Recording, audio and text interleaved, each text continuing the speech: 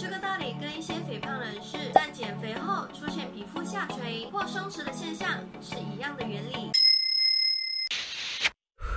大家好，我是 Lin TV 的 Queen， 今天我们来聊聊母乳喂养是否真的会导致乳房下垂。想必很多还在孕期的妈妈们，在计划未来生产后要给宝宝进行母乳喂养，在孕期时或多或少都会听说母乳喂养多么的辛苦，乳头皲裂的痛比生孩子还要痛，妈妈们的体质会变差，会很快变老等等，从而动摇我们想要把最好的营养给宝宝的想法，甚至打断母乳喂养的决定。这其中的点当然也包括了很多妈妈们听说母乳喂养会导致乳房下垂，但是真的吗？根据 Science Daily 在2007年11月刊登的文章显示，母乳喂养是不会增加乳房下垂的几率的。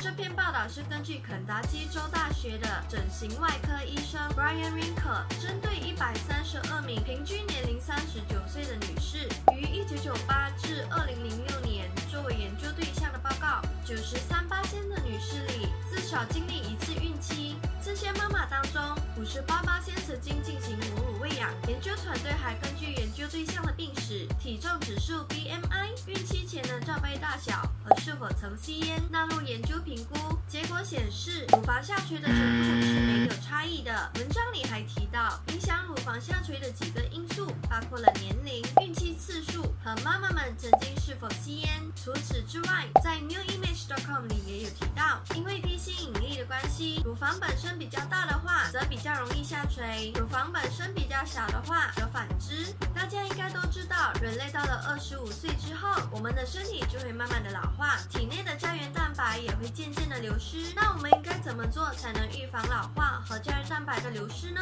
其实很简单，我们只要多摄取蔬菜水果就可以了。蔬菜水果里含有抗氧化剂，它能够把我们体内的自由基给清除掉，延缓老化以及促进细胞修补的能力。多摄取蔬菜水果，不仅能够增强我们的免疫力之外，还能让我们的身体自然产生胶原蛋白。我们的身体非常的聪明，能够根据我们身体的需要而自行生产所需的物质和维他命等等。在看影片的你可能会想说，我不喜欢吃菜哦，那怎么办呢？又或者有些人觉得市面上有那么多的胶原蛋白产品，买来吃就好了。确实，不喜欢吃菜的朋友可以根据自己的喜好来购买一些维他命和胶原蛋白的产品来吃。当我们选择一个产品时，应对其理念、背景、成分和是否有后遗症来作为考量。我们应当选择成为一个精明的消费者，而不是盲目的消费者。因为出钱的人是你，辛苦赚钱的人是你，身体好坏的也是你哦。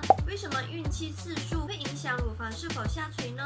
这是因为每一次节食或怀孕而体重增加，然后减肥，我们的乳房随着这个循环生长又缩小，支撑乳房生长的韧带、皮肤和结缔组织就会变得更难舒展，因此我们的乳房失去了自然的支撑而下垂。这个道理跟一些肥胖人士在减肥后出现皮肤下垂或松弛的现象是一样的原理。可是为什么有一些人在减肥后会出现皮肤下垂或松弛的现象呢？那是因为他们配合调整饮食和运动，进而降低皮肤下垂或松弛的现象。那如何调整饮食习惯呢？在看影片的你可能会想说，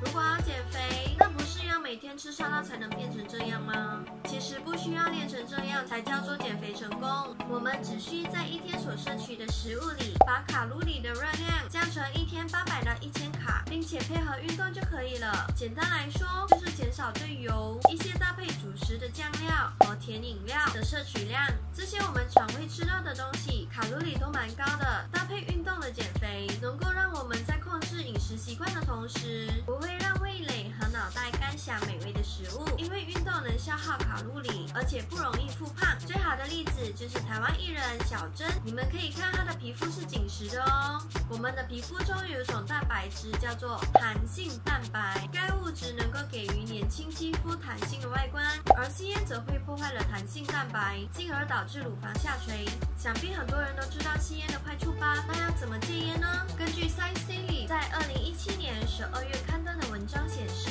运动能够把吸吸烟这个习惯戒掉。如果一些朋友因为某些原因能够运动的时间比较少的话，能够试着当想要抽烟时，把这个习惯换成喝果汁、深呼吸，或者是让手和嘴能够同时运作的动作，你就会发现烟瘾慢慢的减少，甚至不需要它了。可是最主要的是，想要戒烟的朋友需要有决心哦。所以结论是，哺乳喂养是不会导致胸部下垂的哦。请各位不要再把这个罪名加在母乳喂养的身上了，也请各位哺乳妈妈们可以放心的喂养母乳给我们的宝宝哦。好的，今天的影片就到这里。如果你喜欢我的影片的话，请按赞和转发。如果你正在或曾面临一些哺乳问题，可以留言分享你的经历。如果我有解决的方法，我会在下一支影片里回应你的问题。也别忘了 follow 我的脸书和 IG 及订阅我的频道，会不时的在接下来的影片里分享一些哺乳的主题和其他事物。那我们下次